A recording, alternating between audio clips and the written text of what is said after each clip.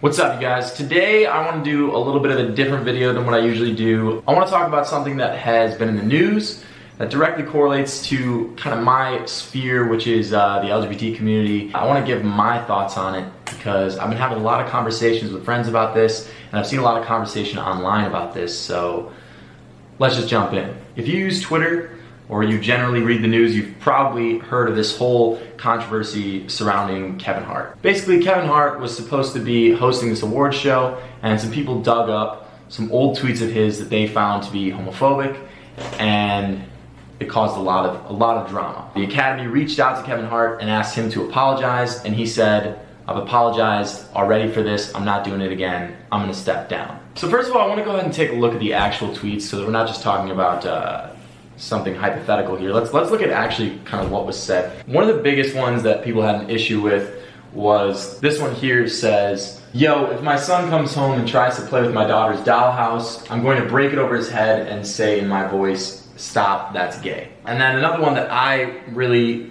didn't like personally is at D Wade official. "You should ask the question like this: how many gay men sweat when they wear dress shirts because real men don't?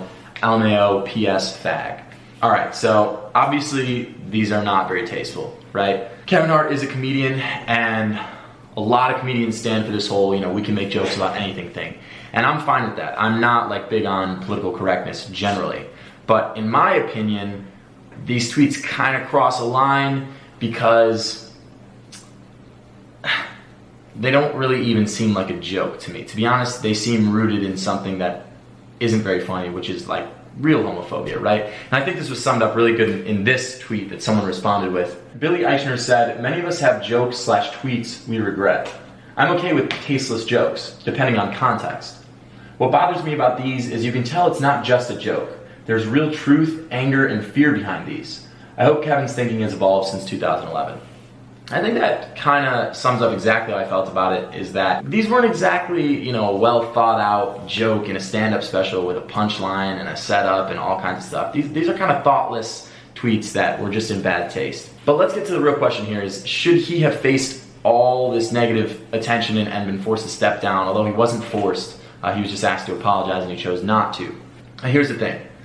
He made this big long spiel on his Instagram about how, this is 8 years ago, 9 years ago even for some of these tweets, 7 for some of them, but either way, very long time ago. He said, I've addressed these before, I'm not gonna address it again. People are too sensitive, I'm not gonna go through this. And he also pointed out that, if you don't believe people change in 7 years, then I don't know what to tell you.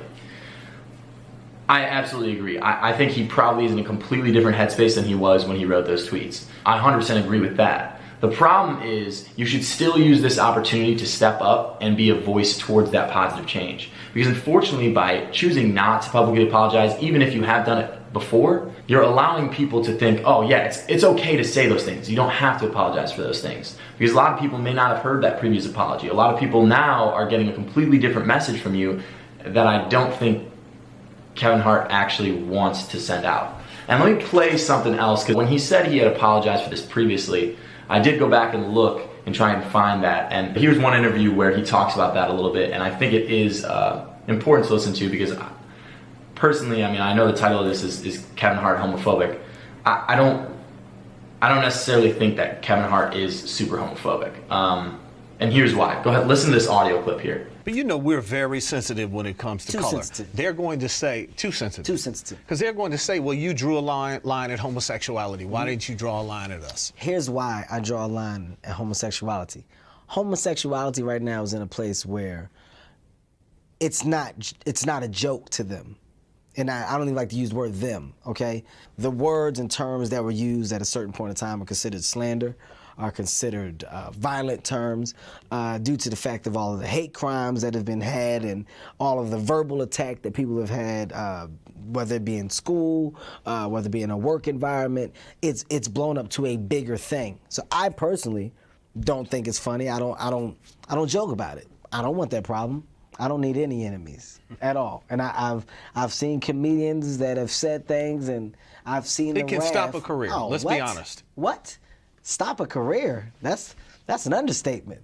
It can throw you under the bus, man. You'll be in that line that check cashing line. You don't want that problem. I don't want any problems, man. I understand it and I agree with it, and I definitely I get why it is now a serious thing. So I don't mess with it. The important thing for me out of that, a lot of people are saying, oh, this isn't really an apology. When did he say sorry? He actually said, I don't want problems with anyone, I don't want problems with anyone. And that does kind of seem like a backhanded apology, right? Oh, I don't want problems isn't the exact same thing as, I'm sorry, I don't think that was right to say. At the same time, he does say in that interview, I don't think it's funny.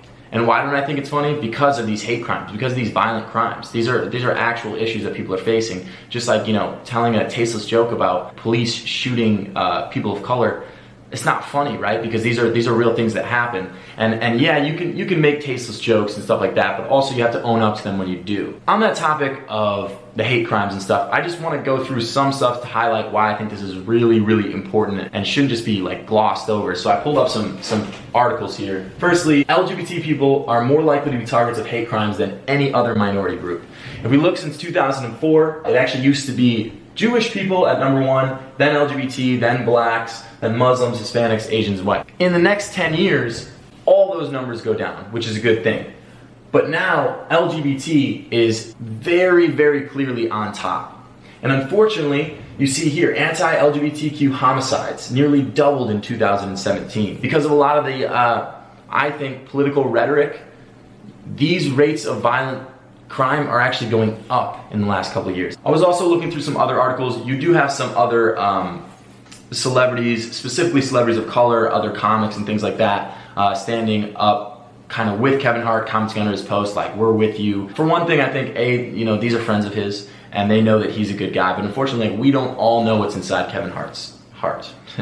But these people might, and so they can maybe stand up for his character, but unfortunately for the rest of us, it does require some semblance of recognition of faults in the past. As far as my personal take on these tweets, I mean, I was talking with some members of GLAAD. I was at a GLAAD event the other night, and we were talking about this issue, and a lot of them were really upset that actually people didn't go at him harder. Personally, I can understand, like, some of these tweets are pretty vicious. One of them is promoting essentially violence against a child because of his sexual orientation, right? So I don't know how much of a joke that really can be.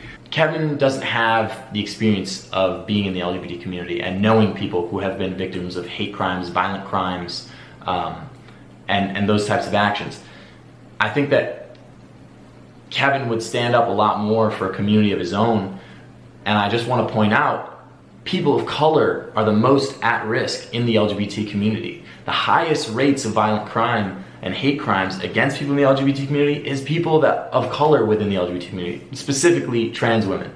But besides the fact, I think this could have been a powerful opportunity for Kevin to stand up in support of those groups instead of saying, I've already done this apology. I agree that we can't hammer people down based on mistakes they've made long in the past, but I also think, why not take the opportunity to say something good? And why not take the opportunity to bring about social change, right? Especially because he wasn't just booted off. This wasn't an internet lynch mob. This was the Academy reaching out to him in private and saying, hey, you gotta address this because the internet's going crazy, right? Well, so why not address it? Well, it just feels like a missed opportunity to me. I just think that he could have handled this situation better, and to be honest, what I think it really was his pride.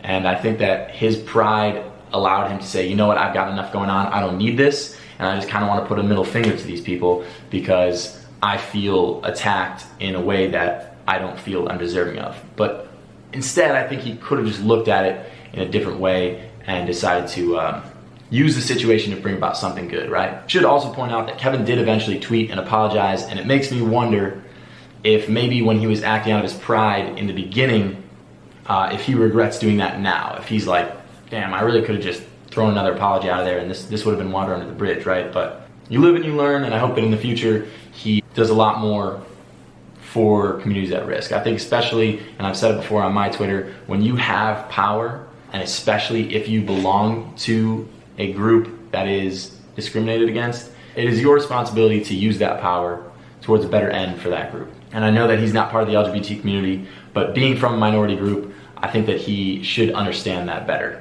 that's all we have time for today. Thank you guys for watching. If you guys have something to say about this, please let me know down in the comments what you thought about these tweets. I want to do more videos like this more often. I feel it's important to take stock of what's going on around us and weigh in on it. If you guys have something else you want me to talk about, please let me know in the comments as well. I will see you next time.